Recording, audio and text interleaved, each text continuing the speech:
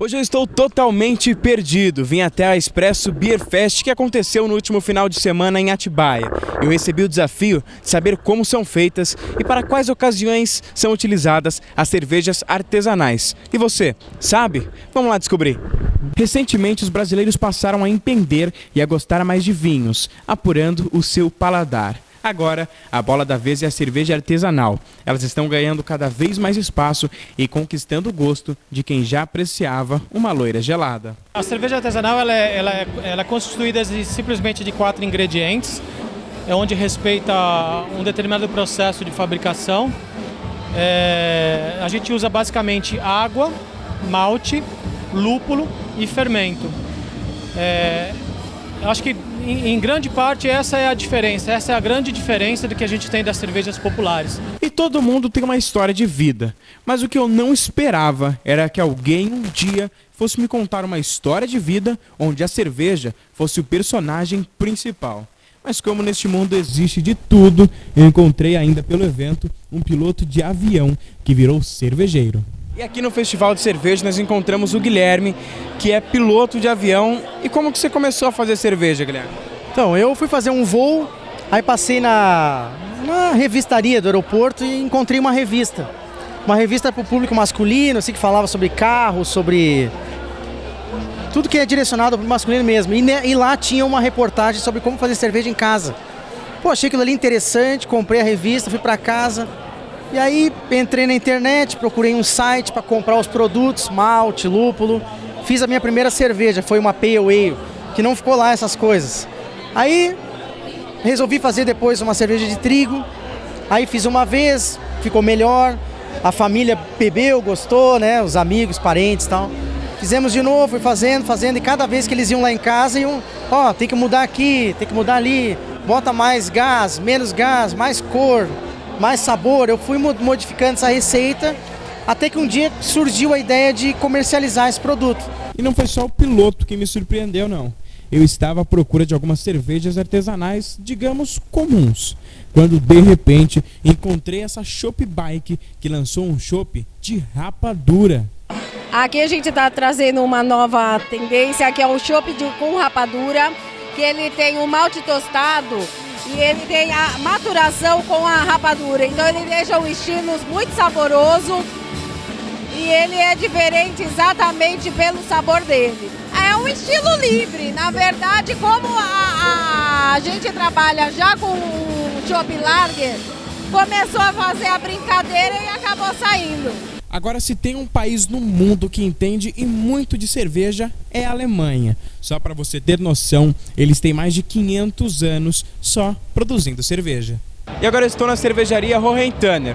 O nome já dá para saber que não é muito brasileira, ela é alemã. Eu gostaria que você falasse para a gente dessa diferença entre a cerveja nacional para a cerveja da Alemanha. Bom, Daniel, a grande diferença entre a cerveja nacional e a da alemã é a tradição. A Alemanha tem uma tradição de mais de 500 anos na produção de cerveja já. E tem mais de 3 mil cervejarias na Alemanha. No Brasil estamos engatinhando ainda, né? Apenas com 300 cervejarias. E o grande diferencial é a lei da pureza. Na Alemanha eles só fabricam cerveja com malte, lúpulo, água e levedura. No Brasil existem alguns outros incrementos que é utilizado, como alguns adjuntos. Agora eu vou fazer uma pergunta meio óbvia. Qual que você prefere? Olha, é difícil falar desse assunto, mas eu prefiro a cerveja alemã. Mas existem cervejas nacionais muito boas também. E conta pra gente, em qual ocasião que eu posso tomar uma cerveja da Alemanha? A hora que você quiser. A cerveja da Alemanha é para ser tomada em qualquer momento. É igual a brasileira, no melhor momento pode ser tomada. A gente pode tomar no meio da entrevista, por exemplo? Pode, melhor ainda, facilita a entrevista. Vamos fazer um brinde então.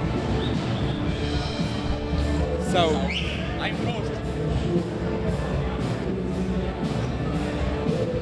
Dentre os 70 rótulos e as 16 cervejarias que estiveram presentes no Expresso Beer Fest, eu encontrei duas mais que especiais para a nossa região, a Cervejaria Bragantina e a Pedra Grande. E aqui no evento eu encontrei uma cerveja que é 100% da região, é a cerveja Bragantina. E vocês têm um estilo diferente de fazer cerveja, não é verdade?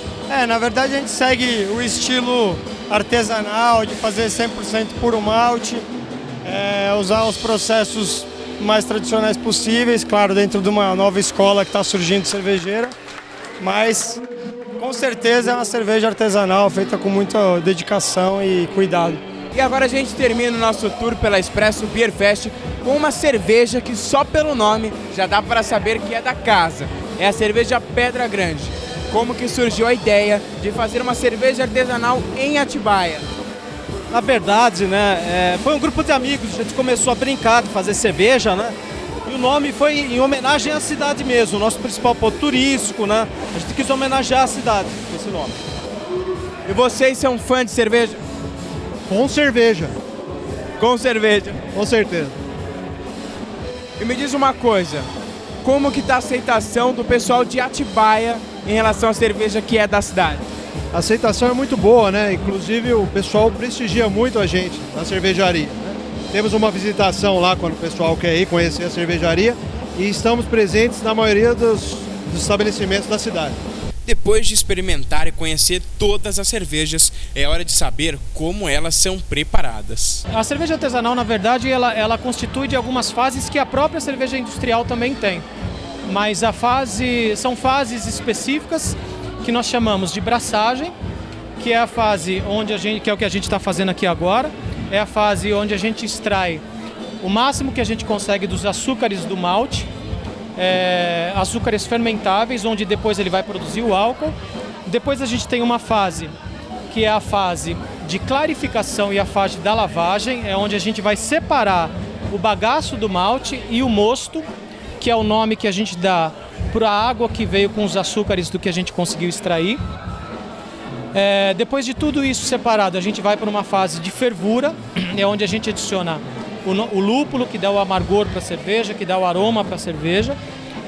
Em algumas cervejarias adicionam especiarias, adicionam frutas, adicionam baunilha. É o momento que a gente consegue dar para a receita o que a gente quiser. Depois da fase da fervura, a gente resfria essa cerveja. Ela tem que estar em aproximadamente 30 minutos numa temperatura de no máximo 30 graus, que é o momento que a gente vai adicionar o fermento, a gente vai adicionar a levedura. O fermento ele não pode ser adicionado acima de 30 graus, senão ele morre. Então a gente baixa essa temperatura, adiciona o fermento, ela fica por aproximadamente 7 dias fermentando, que é onde as bactérias do fermento vão consumir os açúcares que a gente conseguiu extrair, e isso vai transformar esses açúcares em álcool. E aí, depois de 7 dias, a gente já tem cerveja.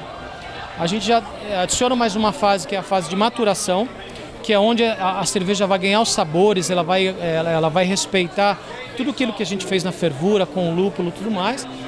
A gente deixa mais ou menos de 7, de 10, no mínimo 10 dias nessa fase de maturação, e aí a cerveja já está pronta para ser consumida. O Expresso Beer Fest elegeu no domingo uma espécie de concurso entre os expositores. E, para nossa surpresa, a melhor cerveja, segundo os degustadores, foi a Bragantina e o seu jeito inusitado de misturar cacau, café e cerveja. Essa English Special Bitter, que a gente inventou um Randall aqui, um Hopinator de cacau e café. Então a gente mesclou os dois e aí quando sai a cerveja ele passa a frio nesse processo e extrai aroma de cacau e café. E fica bem interessante pro estilo. E o público aprovou esse novo estilo? Tá sendo interessante como a galera tá recebendo e é um choque, Na hora que você toma e dá essa explosão de sabor. E a galera tem recebido bem. E hoje a Atibaia TV sai com o título de degustador oficial da Beer Fest 2015. Prove você também a cerveja artesanal.